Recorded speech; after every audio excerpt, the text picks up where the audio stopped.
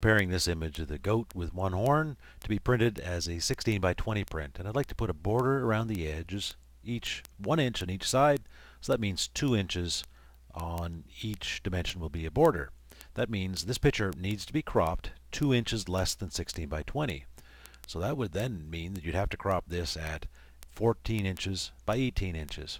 So I'm going to set up my cropping now for the width of being 14 inches and 18 inches. No, so regardless of what your image was proportionally before, you need to make it so that it is an inch less on each side to give you 2 inches total for your border, something like that. So I'm going to lose a little bit more on the edges than in the top.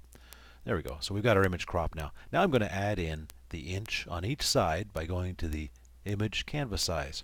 And in here, the final size is going to be 16 width and 20 height for my 16 by 20 size. And I'm going to leave it in white. I could make it black, gray, background color, whatever. Or I can pick a color later on. You can put this on its own layer and control it also on its own layer. There we go. 1 inch border on each edge. Now here's the problem you have when this image is printed.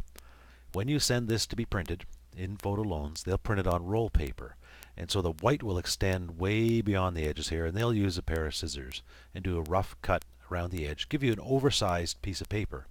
You'll have difficulty measuring such a large, and it'll curl on you also, piece of paper. And to avoid problems with scratches and rulers across your image and things like that, here's what I recommend you do. Select the outer edge of your white that you know is going to be white on your 16 by 20. Come up to Edit and stroke it. Put a stroke on there. A stroke is only going to be a small little, let's go with, you can go with 2 pixels. I'm going to try 1 pixel, see how much density I get out of it. Make it black, and then you can just say OK to that. That's going to put a little, oh, did I do that? I might have done that wrong. Let me just double check that stroke. And I want it to be on the inside. Yes, good, perfect. The location has to be the inside. Do it again. I'll just cover it up again. I'll get rid of the dancing ants. Now, it's going to be difficult to see when it enlarges up, but there will be a very, very fine line, and it almost looks like the edge of the shadow on the image. A very fine 1-stroke line. It may even come out like a gray line because it's only 1 pixel. You could try 2 pixels and see how it comes out. That'll give you the boundary for your outer 16 by 20 dimension. Much easier to cut with a roll cutter when you can see the 1 inch dimension.